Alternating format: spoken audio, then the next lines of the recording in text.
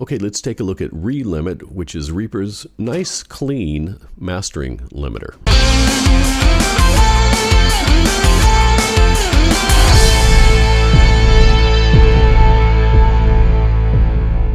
I usually put it last in the chain. Here I have a mix. I'm going to add ReaLimit, R-E-A-L, and you can see the interface is fairly simple.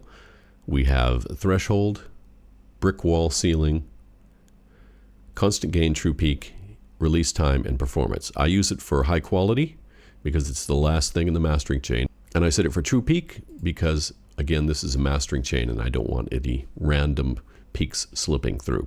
First thing I do is like to set the release time. So what I'm going to do, I'll just pull this down a little bit and pull the threshold down until I'm getting a significant amount of compression, more than I want, and then play with the release. Typically to the right, slower release times are going to be a little bit smoother and less distortion, and quicker release times are going to have more distortion but be a little bit louder. So we're going to balance between those two.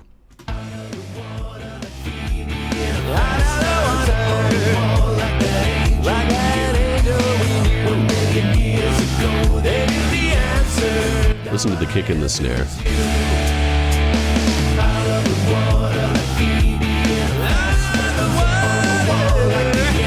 A little more attack and punch there to the left.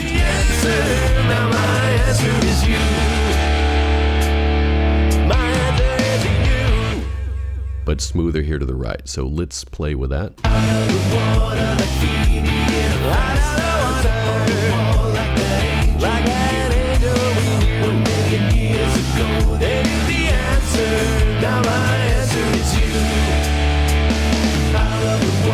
I like it about there. So a good balance between the attack, the punchiness, and the smoothness.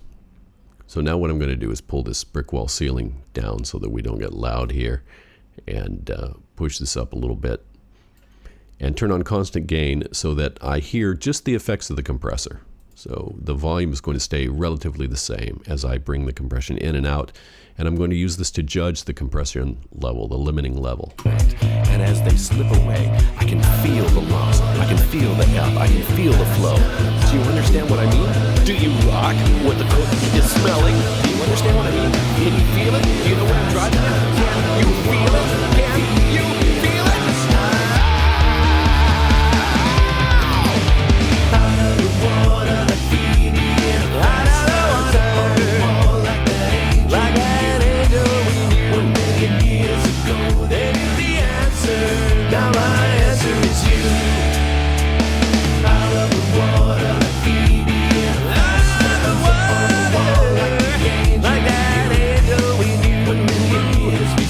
Now I really find this visual very useful because you can see the errant peaks coming through, you can see how much of them you're chopping off, you can see the main body of the mix, and this meter is very good as well, although it shifts as you get more or less compression, but it shows that, well, let's see. And as they slip away, so right now, I can feel the help, I can feel the I'm hitting about 3 dB compression rock what the cookie is smelling. on the max. Feel it? Do you know where I'm driving at? Can you feel it? Can you feel it? I'm a little more comfortable with a little less. I can also type in values here. So let's. And as they slip away, I can. Do you know where I'm driving at? Can you feel it? Can you feel it?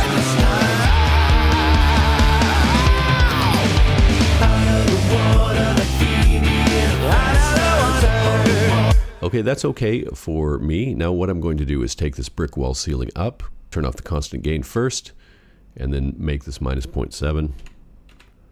And what this does is it gives us a little bit of headroom. So if we're doing sample rate conversion or something, we have a little bit of headroom for intersample peaks. Let's see where we are. I'm going to click on the LUFS meter to reset it and see where we are in terms of loudness units full scale. Rock what the cookie is smelling. Do you understand what I mean? Can you feel it? Do you know where I'm driving at? Can you feel it? Can you feel it? Out of the water, the feeling, out of the water, like the to back that off just a little bit. Now my answer is you. Out of the water, like that angel we knew. When the years we see, they knew the answer. Now my answer is you. My answer is you. If you look here, my LUFS integrated is just above 10. And I mean, you'd have to play the whole track to see what the actual level is going to be, but that is in the range of what I'm comfortable with. 3 dB coming off the top at the max 3 or 4 dB is in the range of what I'm comfortable with. This is a very clean limiter. You can actually go harder than that, but this is about where I like to be. The music in today's video was all recorded by me in a living room with a couple of mics, a small audio interface REAPER, and mostly free plugins.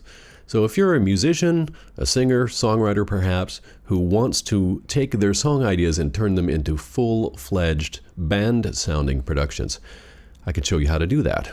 Type home recording in the comments for a link to my home recording mentorship program. Now I'm pretty happy with that about -10 loudness units full scale integrated level.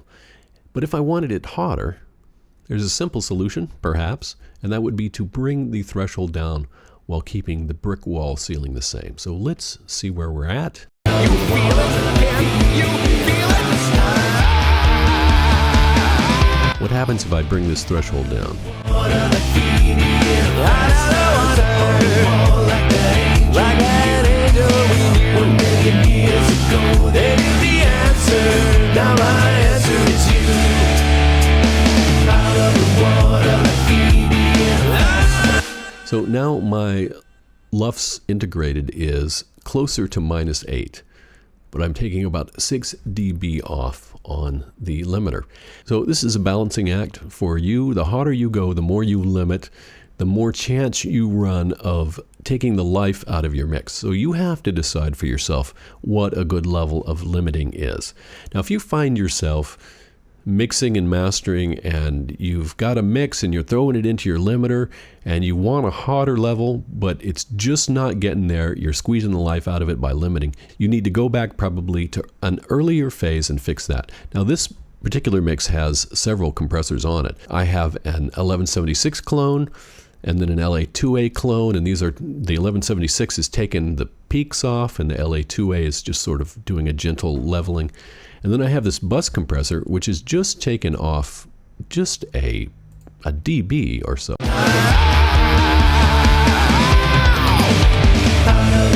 But I like what it does to the sound, and then I'm hitting the limiter. There's a whole slew of compressors that's leading up to this one, and each one is having a gentle effect.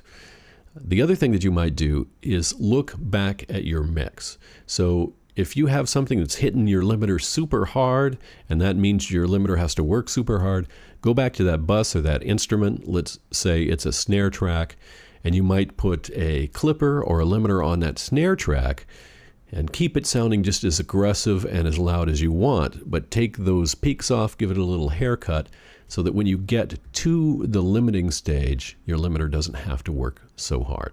So in short, for a hotter mix, bring the threshold down. If that's not working, you have to go back to an earlier phase in the mix and fix that.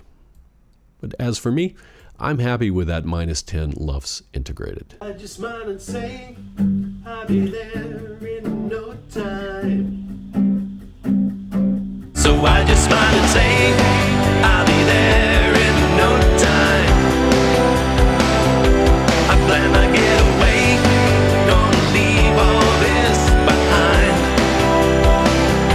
No, I'm not gonna stay, gonna hit the road and feel the wind upon my face, my mind, instead of living this slow life. I just smile and say, I'll be there in no time. Type home recording in the comments to get more information on the home recording mentorship program. So that's how to use ReaLimit.